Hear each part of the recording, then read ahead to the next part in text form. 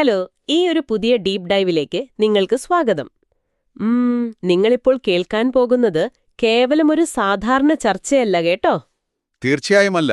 വളരെ ഗഹനമായൊരു വിഷയമാണ് നമ്മളിന്ന് നോക്കുന്നത്. അതെ, നിങ്ങൾ ഞങ്ങൾക്ക് നൽകിയ ഈ സോഴ്സ് മെറ്റീരിയലുകളിൽ നിന്നും നമ്മൾ ഇന്ന് പരിശോധിക്കുന്നത് വളരെ കൗതുകകരമായ ഒരു ദൈവശാസ്ത്ര ചോദ്യമാണ്.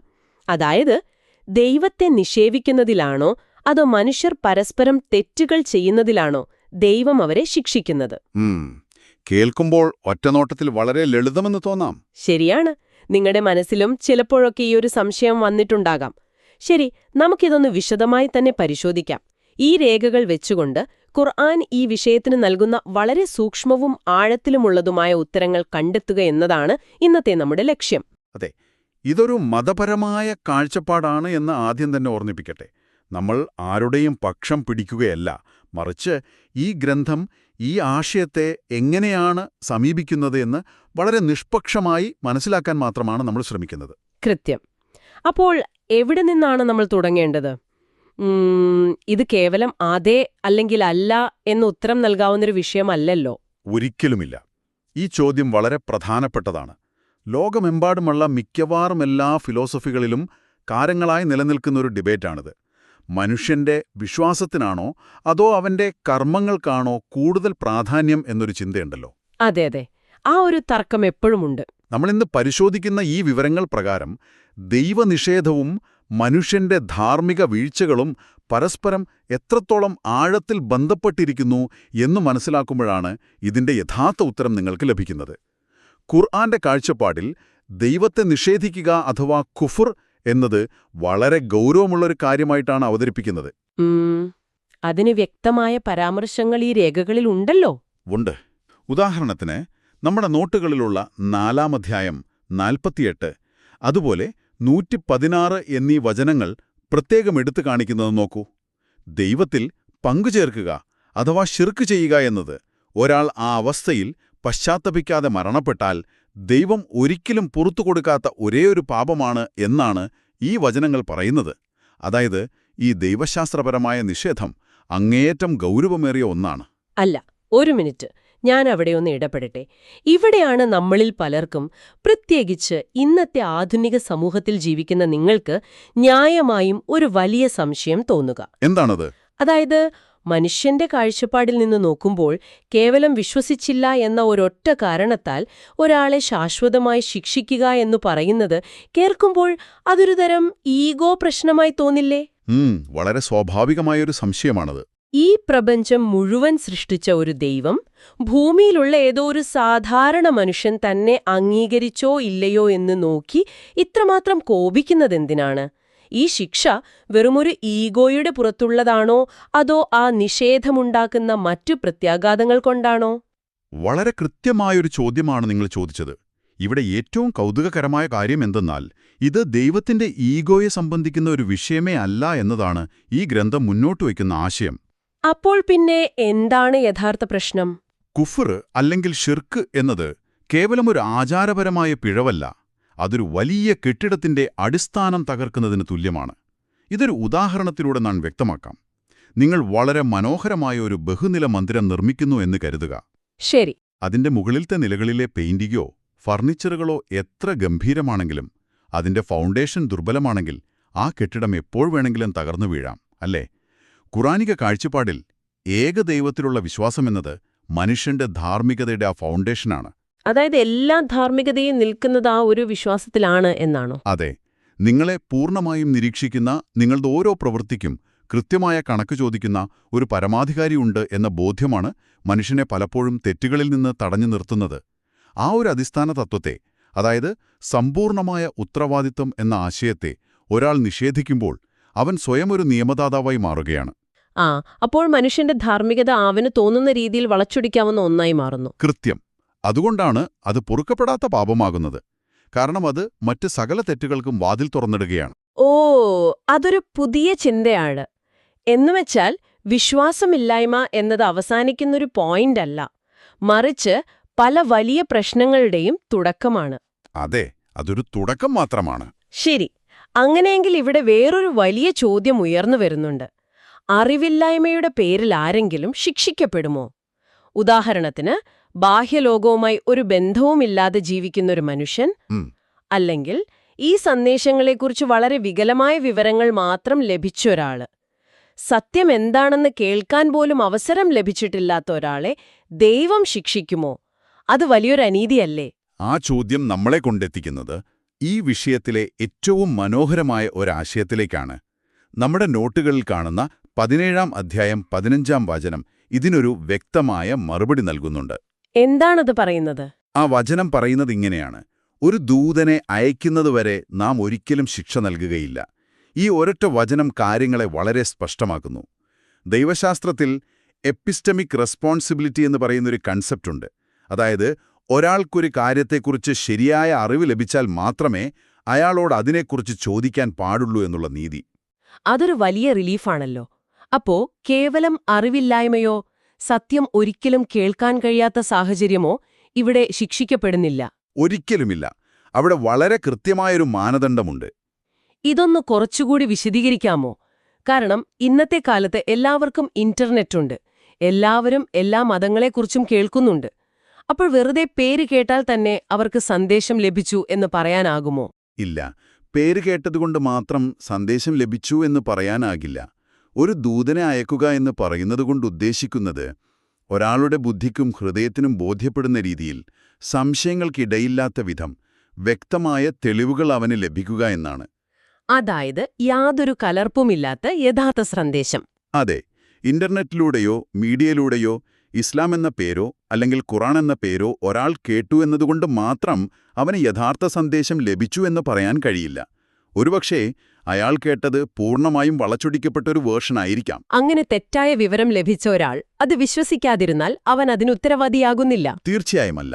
വ്യക്തമായ സന്ദേശം ലഭിക്കുകയും അത് സത്യമാണെന്ന് അയാളുടെ ഉള്ളിന്റെ ഉള്ളിൽ പൂർണ്ണമായി ബോധ്യപ്പെടുകയും ചെയ്തതിനു ശേഷം സ്വന്തം ഈഗോ കൊണ്ടോ സമൂഹത്തിലുള്ള സ്ഥാനം നഷ്ടപ്പെടുമെന്ന ഭയം കൊണ്ടോ ഒരാൾ മനഃപൂർവ്വം ആ സത്യത്തെ തള്ളിക്കളയുമ്പോൾ മാത്രമാണ് അവൻ കുറ്റക്കാരനാകുന്നത്.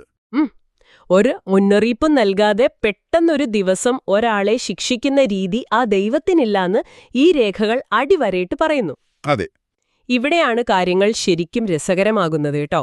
കാരണം നമ്മൾ നേരത്തെ പറഞ്ഞ ആ ലളിതമായ സമവാക്യം ഇവിടെ പൂർണ്ണമായും മാറുകയാണ്. കേവലം വിശ്വാസമില്ലായ്മ അല്ല അവിടെ പ്രശ്നം. മറിച്ച് സത്യം മനസ്സിലാക്കിയിട്ടും അതിനെ അഹങ്കാരത്തോടെ തള്ളിക്കളയുന്ന ആ ഒരു ധാർഷ്ട്യമാണ് അവിടെ കുറ്റകരമാകുന്നത്. കൃത്യമായി പറഞ്ഞു. ഒപ്പം മറ്റൊരു കാര്യം കൂടി ഈ രേഖകളിൽ നമ്മൾ കാണുന്നുണ്ട്. ഖുറാൻ ശിക്ഷയെ എപ്പോഴും ദുൽം അഥവാ അനീതി, അതിക്രമം എന്നീ കാര്യങ്ങളോടാണ് ചേർത്തു വായിക്കുന്നത്. 10-ാം അധ്യായം 44-ാം വചനത്തിൽ ദൈവം മനുഷ്യരോട് ഒട്ടും അനീതി കാണിക്കുന്നില്ല എന്ന് പറയുന്നുണ്ട്. ഈ ദുൽമ എന്നതിനെ ഈ ദൈവശാസ്ത്രം എങ്ങനെയാണ് വിശദീകരിക്കുന്നത്? ഈ ചർച്ചയിലെ ഏറ്റവും ഗഹനമായ ഭാഗം അതാണ്.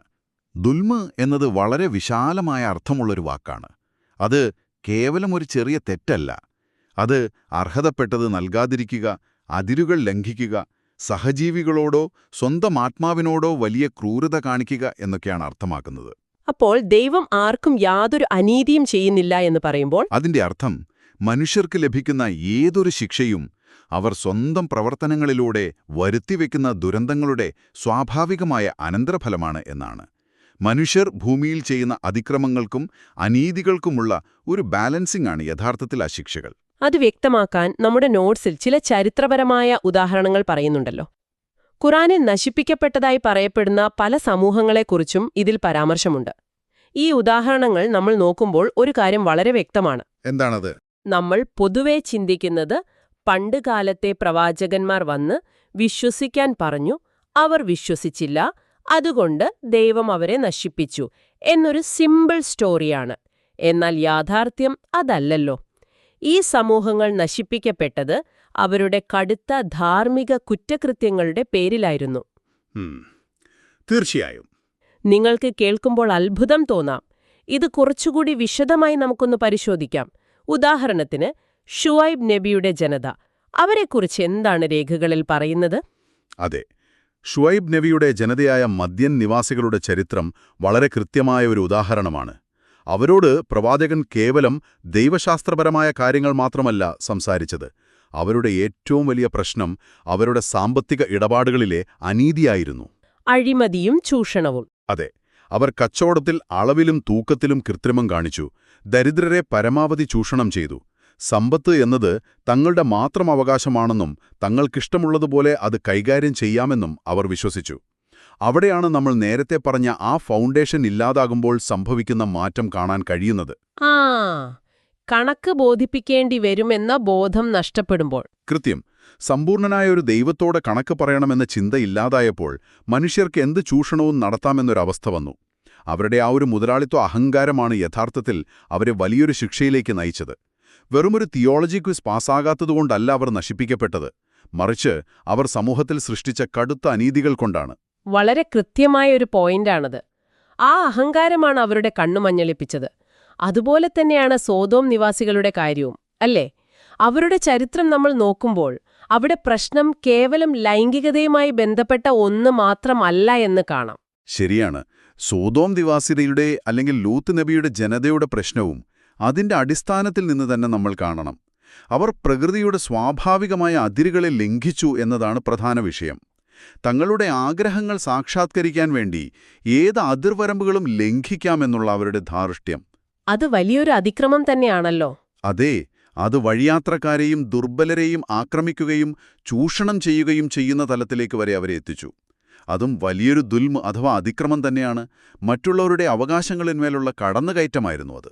അപ്പോൾ മറ്റു സമൂഹങ്ങളുടെ കാര്യവും സമാനമാണോ? അതെ, അതുപോലെ തന്നെ ആദ്, സമൂത് തുടങ്ങി മറ്റു പല സമൂഹങ്ങളും നശിപ്പിക്കപ്പെട്ടത് അവരുടെ ഭൗതികമായ പുരോഗതിയിൽ അവർക്കുണ്ടായ അഹങ്കാരത്തിന്റെയും ദുർബലരെ അടിച്ചമർത്തിയതിന്റെയും ഒക്കെ പേരിലാണ് എന്ന് ഖുർആൻ ആവർത്തിച്ചു പറയുന്നുണ്ട്. എന്നുവെച്ചാൽ അഴിമതി, സാമ്പത്തിക ചൂഷണം, അഹങ്കാരം, ലൈംഗിക അതിക്രമങ്ങൾ, സാമൂഹിക അനീതി, ഇതെല്ലാമാണ് യഥാർത്ഥത്തിൽ അവരെ വലിയ ശിക്ഷകളിലേക്ക് നയിച്ചത്. അതെ, ഇവയെല്ലാം കേവലം വിശ്വാസപരമായ തെറ്റുകൾ മാത്രമല്ല, മറിച്ച് കടുത്ത ധാർമ്മിക വീഴ്ചകളാണ്. മനുഷ്യനോട് ചെയ്യുന്ന ഏറ്റവും വലിയ ക്രൂരതകളാണ് ഖുർആൻ ഏറ്റവും വലിയ കുറ്റമായി കാണുന്നത് എന്ന് പറയുമ്പോൾ, ഈ ഗ്രന്ഥം മനുഷ്യന്റെ സാമൂഹിക ജീവിതത്തിലെ ധാർമ്മികതയ്ക്ക് എത്രത്തോളം പ്രാധാന്യം നൽകുന്നു എന്ന് നമുക്ക് മനസ്സിലാക്കാം. തീർച്ചയായും. ശരി, ഇനി ഇതിന്റെ മറുവശം നമുക്കൊന്ന് നോക്കാം. നമ്മളിപ്പോൾ തെറ്റ് ചെയ്യുന്നവരെക്കുറിച്ചാണല്ലോ പറഞ്ഞത്. അപ്പോൾ സൽക്കർമ്മങ്ങൾ ചെയ്യുന്ന ആളുകളുടെ കാര്യമോ? പ്രത്യേകിച്ച് ഈ പറയുന്ന കൃത്യമായ ഇസ്ലാമിക വിശ്വാസത്തിലില്ലാത്ത, എന്നാൽ ഒരുപാട് നന്മകൾ ചെയ്യുന്ന ആളുകൾ. അവരോടുള്ള ദൈവത്തിന്റെ സമീപനം എന്താണ്? നമ്മളിൽ പലരും ചോദിക്കാൻ ആഗ്രഹിക്കുന്നൊരു ചോദ്യമാണിത്. അവിടെയാണ് ഈ ദൈവശാസ്ത്രത്തിന്റെ ഏറ്റവും കാരുണ്യപൂർണമായ മുഖം നമ്മൾ കാണുന്നത്. നമ്മുടെ രേഖകളിൽ 2-ാം അധ്യായം 62-ാം വചനം പ്രത്യേകം എടുത്തു പറയുന്നുണ്ട്. അതിലെന്താണ് പറയുന്നത്? ആ വചനം ഒന്ന് ശ്രദ്ധിച്ചു കേൾക്കുക. ദൈവത്തിലും അന്ത്യദിനത്തിലും വിശ്വസിക്കുകയും സൽക്കർമ്മങ്ങൾ ചെയ്യുകയും ചെയ്യുന്ന ജൂതന്മാർ, ക്രിസ്ത്യാനികൾ, സാബിയന്മാർ എന്നിവർക്ക് അവരുടെ രക്ഷിതാവിന്റെ അടുക്കൽ അവർ അർഹിക്കുന്ന പ്രതിഫലമുണ്ട്. അവർക്ക് യാതൊന്നും ഭയപ്പെടാനില്ല, അവർ ദുഃഖിക്കേണ്ടി വരികയുമില്ല. ഇതൊരു വലിയ പ്രഖ്യാപനമാണ്. അതായത് ദൈവം സൽക്കർമ്മങ്ങൾക്ക് വലിയ വില നൽകുന്നുണ്ട്. കേവലം ഒരു പ്രത്യേക മതവിഭാഗത്തിൽ ജനിച്ചു എന്നതോ അല്ലെങ്കിൽ തങ്ങളൊരു VIP ക്ലബ്ബിലെ അംഗങ്ങളാണെന്നതോ അല്ല അവിടെ മാനദണ്ഡം. മറിച്ച് മനുഷ്യന്റെ ആത്മാർത്ഥതയും അവർ ഭൂമിയിൽ ചെയ്യുന്ന നന്മകളുമാണ് അവിടെ അളക്കപ്പെടുന്നത്. സൽക്കർമ്മങ്ങൾ ചെയ്യുന്ന ഏതൊരാൾക്കും അർഹമായ പ്രതിഫലം ലഭിക്കുമെന്നത് ഈ ദൈവശാസ്ത്രത്തിന്റെ വലിയൊരു സവിശേഷതയല്ലേ? അതെ, ഖുർആൻ ഒരു ഗോത്രീയമായ ദൈവത്തെയല്ല അവതരിപ്പിക്കുന്നത്, മറിച്ച് നീതിമാനായ ഒരു പ്രപഞ്ച സൃഷ്ടാവിനെയാണ്. സ്വന്തം പ്രവർത്തനങ്ങൾ എത്രത്തോളം നന്മയുള്ളതാണ്, എത്രത്തോളം ആത്മാർത്ഥതയുള്ളതാണ് എന്നു മാത്രമാണ് ദൈവം നോക്കുന്നത്. അതൊരു വളരെ പോസിറ്റീവായൊരു കാര്യമാണ്.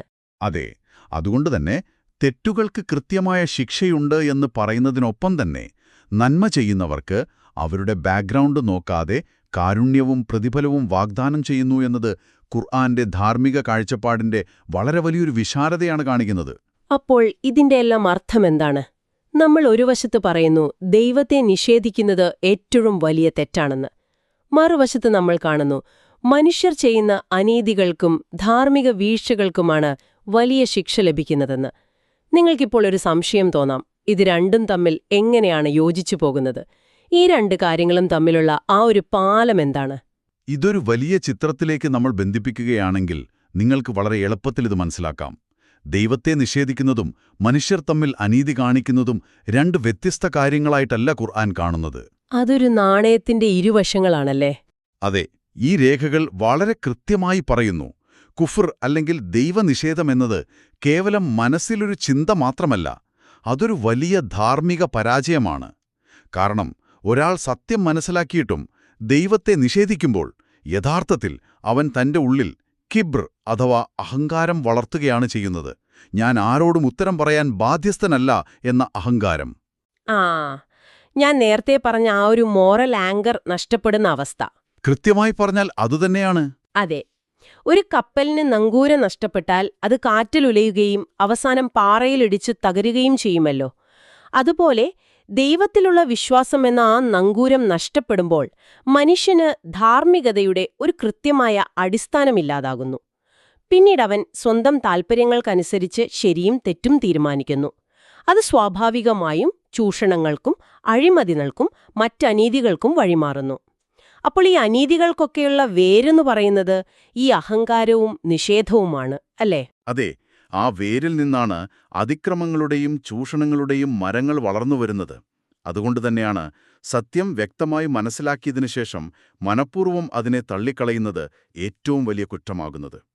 ഇനി നിങ്ങൾ നേരത്തെ ചോദിച്ച ദൈവത്തിന്റെ നീതിയെക്കുറിച്ചുള്ള ചോദ്യത്തിലേക്ക് വരാം. ശരി. ഇത്രയും കാര്യങ്ങൾ പറയുമ്പോൾ ദൈവത്തിന്റെ നീതിയെക്കുറിച്ച് ഖുർആൻ എന്താണ് പറയുന്നത്? അൽ അദിൽ അഥവാ നീതിമാൻ എന്നാണ് ദൈവത്തെ വിശേഷിപ്പിക്കുന്നത്. നമ്മുടെ നോട്ട്സിലെ മറ്റൊരു പ്രധാന വചനമായ 4-ാം അധ്യായം 40-ാം വചനം എടുത്തു കാണിക്കുന്നത് വളരെ ശ്രദ്ധേയമാണ്. ഈ വചനം പറയുന്നു, ദൈവം ഒരാളോടും ഒരു അണുവിന്റെ ഭാരത്തോളം പോലും അനീതി കാണിക്കില്ല. വാക്യം കേൾക്കുമ്പോൾ വളരെ സിമ്പിളായി തോന്നാം, പക്ഷെ ഒന്ന് ആലോചിച്ചു നോക്കൂ. ഒരു അണുവിന്റെ ഭാരത്തോളം പോലും എന്നുവെച്ചാൽ അത് മനുഷ്യന് സങ്കല്പിക്കാൻ കഴിയുന്നതിലും അപ്പുറമുള്ള സൂക്ഷ്മമായ നീതിയാണ്. ഒരു കോടതിയിലും ഇത്രയും കൃത്യമായൊരു വിധിയുണ്ടാകില്ല. തീർച്ചയായുമില്ല. അതായത് ഒരാൾ തെറ്റ് ചെയ്യുമ്പോൾ അയാളുടെ സാഹചര്യങ്ങൾ, അയാളുടെ മാനസികാവസ്ഥ, അയാൾക്ക് ലഭിച്ച വിവരങ്ങളുടെ കൃത്യത, ഇതെല്ലാം കണക്കിലെടുത്തുകൊണ്ടുള്ള വളരെ സങ്കീർണവും എന്നാൽ പൂർണ്ണമായും നീതിയുക്തവുമായൊരു അൽഗോരിതമാണ് അവിടെ ഉപയോഗിക്കുന്നത് എന്ന് പറയാമല്ലേ? വളരെ നല്ലൊരു പ്രയോഗമാണത്. മനുഷ്യൻ ചെയ്യുന്ന ഏതൊരു പ്രവൃത്തിക്കും, അത് എത്ര ചെറുതാണെങ്കിലും വലുതാണെങ്കിലും കൃത്യമായ ഒരു റെക്കോർഡുണ്ട്. ഈ വചനം നമുക്ക് നൽകുന്ന ഉറപ്പതാണ്. ദൈവം ആരെയും ഏകപക്ഷീയമായി വെറുതെ ശിക്ഷിക്കുന്നില്ല. അത് കേൾക്കാൻ തന്നെ വലിയൊരു ആശ്വാസമുണ്ട്. അതെ, നിങ്ങളുടെ സാഹചര്യങ്ങളോ നിങ്ങളുടെ അറിവില്ലായ്മയോ നിങ്ങളുടെ പോരാട്ടങ്ങളോ ഒന്നും ദൈവം കാണാതിരിക്കുന്നില്ല. മനുഷ്യൻ സ്വയം വരുത്തിവെക്കുന്ന വിനകളാണ് അവനെ ശിക്ഷയിലേക്ക് നയിക്കുന്നത്. സ്വന്തം ആത്മാവിനോടും സഹജീവികളോടും ചെയ്യുന്ന ആ ദുൽമ്, ആ അഹങ്കാരം, ഇതെല്ലാം ഒടുവിൽ അവരെ തന്നെ നശിപ്പിക്കുന്നു എന്നതാണ് യാഥാർത്ഥ്യം. അപ്പോൾ നമ്മൾ തുടങ്ങിയ ആ ചോദ്യത്തിലേക്ക് തന്നെ തിരികെ വരാം. ദൈവത്തെ നിഷേധിക്കുന്നതിലാണോ അതോ തെറ്റുകൾ ചെയ്യുന്നതിലാണോ ശിക്ഷ എന്നായിരുന്നു നമ്മുടെ സംശയം. എന്നാൽ ഈ ആഴത്തിലുള്ള വിശകലനത്തിനൊടുവിൽ ഇപ്പോൾ നമുക്ക് വളരെ വ്യക്തമായി മനസ്സിലായി, ഇത് രണ്ടും തമ്മിൽ പിരിക്കാൻ കഴിയാത്ത വിധം ബന്ധപ്പെട്ടിരിക്കുന്നു എന്ന്. അതെ, അത് രണ്ടും വേറിട്ട് നിൽക്കുന്ന കാര്യങ്ങളല്ല. ദൈവത്തെ നിഷേധിക്കുക എന്നത് വെറുമൊരു വിശ്വാസപ്രശ്നം മാത്രമല്ല എന്ന് ഈ രേഖകൾ നമ്മെ ബോധ്യപ്പെടുത്തുന്നു. മറിച്ച് സമസ്ത അനീതികളുടെയും ചൂഷണങ്ങളുടെയും അടിസ്ഥാന കാരണമായിട്ടാണ് ഖുർആൻ അതിനെ വിലയിരുത്തുന്നത്. ആ ഒരു ഡിവൈൻ ആങ്കർ നഷ്ടമ്പോഴാണ് മനുഷ്യൻ അതിക്രമങ്ങളിലേക്ക് തിരിയുന്നതും ഒടുവിൽ സ്വന്തം പ്രവൃത്തികളുടെ ഫലം അനുഭവിക്കുന്നതും. പൂർണ്ണമായും ശരിയാണ്. ഇതൊരു വലിയ തിരിച്ചറിവാണ് നമ്മൾ കേൾക്കുന്നവർക്ക് നൽകുന്നത്. കേവലം കുറച്ച് മതപരമായ ചട്ടക്കൂടുകൾക്കപ്പുറം മനുഷ്യന്റെ സാമൂഹികവും വ്യക്തിപരവുമായ ധാർമ്മികതയെ ഇതെത്രത്തോളം ആഴത്തിൽ സ്പർശിക്കുന്നു എന്ന് ഈ രേഖകൾ നമുക്ക് കാണിച്ചു തരുന്നു. ഈ ഒരു ഡീപ്പ് ഡൈവ് ശരിക്കും നമ്മുടെ ചിന്തകളെ ഒന്ന് ഉണർത്താൻ പോകുന്നതായിരുന്നു. വളരെ സങ്കീർണമായ ഒരു വിഷയത്തെ അതിന്റെ എല്ലാ വശങ്ങളും ഉൾക്കൊണ്ടുകൊണ്ട് വളരെ ലളിതമായ ഉദാഹരണങ്ങളിലൂടെ മനസ്സിലാക്കാൻ നമുക്കിന്ന് കഴിഞ്ഞു എന്ന് ഞാൻ വിശ്വസിക്കുന്നു. തീർച്ചയായും. എന്നാൽ നമ്മൾ ഇന്നത്തെ ഈ ചർച്ച അവസാനിപ്പിക്കുന്നതിന് മുൻപ് ഇതൊരു വലിയ ചോദ്യം ഉയർത്തുന്നുണ്ട്. എന്താണത്?